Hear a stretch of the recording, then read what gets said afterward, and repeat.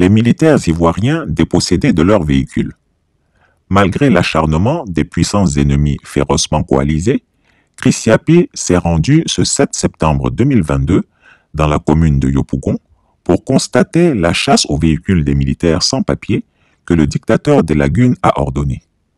Cette traque est supposée être un contrôle de routine, alors que c'est pour mettre en fourrière des véhicules non en règle avec des véhicules radars du ministère du Transport en partenariat avec la police nationale.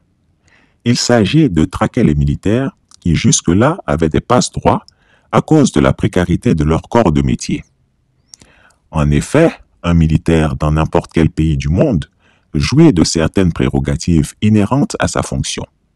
Si le député, avec des émoluments conséquents, n'a qu'à brandir sa carte de membre de l'Assemblée nationale pour soulever des barrages, le militaire ou le corps habillé, en proie à la dangerosité de son travail, pouvait jusque-là assurer sa mobilité en comptant sur cette prérogative qui était certes pour eux une loi non écrite.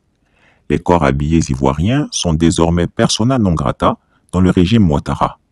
Enfin, plutôt ceux qu'on soupçonne de ne pas être très pro-ado, comme si l'armée devait être aseptisée et soumise aux desiderata de la Ouattari.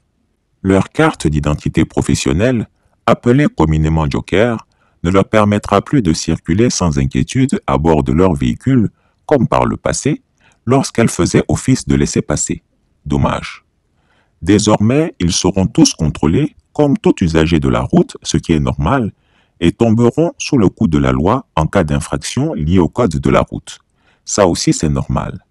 Mais comment veut-on sanctionner des militaires conduisant des véhicules datant de plus de 5 ans, alors que leurs salaires peuvent à peine satisfaire leurs conditions de vie?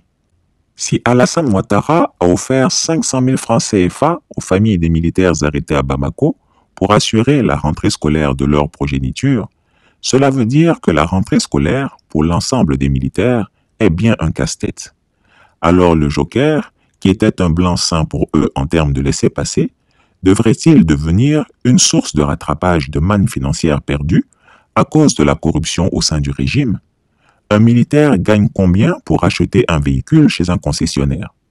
Bien des militaires, tous corps et grades confondus, circulent au volant de véhicules âgés de plus de 5 ans, voire 10 ans, avec la garantie qu'ils ne seraient jamais inquiétés grâce à leur joker qui leur servait jusque-là de laisser passer. Cette loi sur la limitation de l'âge des véhicules importés, qui est injuste pour la population, va désormais se répercuter sur les militaires. Alassane Ouattara, qui a réussi à forcer son 3e mandat, illégal, illégitime et sanguinaire, grâce à ses militaires et hommes de loi, a décidé de leur retourner le couteau dans la plaie. En tout cas, en cette journée du 7 septembre 2022, c'est près d'une quinzaine de véhicules de militaires qui ont été pris en flagrant délit de fausses plaques d'immatriculation non enregistrées dans la base de données du parc automobile du ministère du Transport. Parmi les 15 militaires dont les véhicules ont pris la direction de la fourrière, il y a 3 colonels de l'armée ivoirienne. Malgré les supplications de ces derniers, les véhicules ont été embarqués selon les consignes. Mais et si c'était la voiture d'un colonel d'Alassane Ouattara? Qui imagine les voitures non en règle du colonel Dozo Kone Zakaria saisies? Vu ce contrôle inopiné dans la commune de Yopougon, qui a fait assez de victimes, nombreux militaires et gendarmes de l'escadron 2-1 de cette commune, de la brigade de Yopougon, ainsi que de certaines entités militaires, ont évité de prendre le volant en cette journée noire pour eux. Les monos sont inquiétés. En tout cas, Chrissiapi rigole. C'est très bien fait pour vous les militaires qui avez donné ce 3e mandat illégitime et maudit à Alassane Dramane Ouattara. Vous lui avez offert la présidence de la République alors qu'il ne vous aime pas.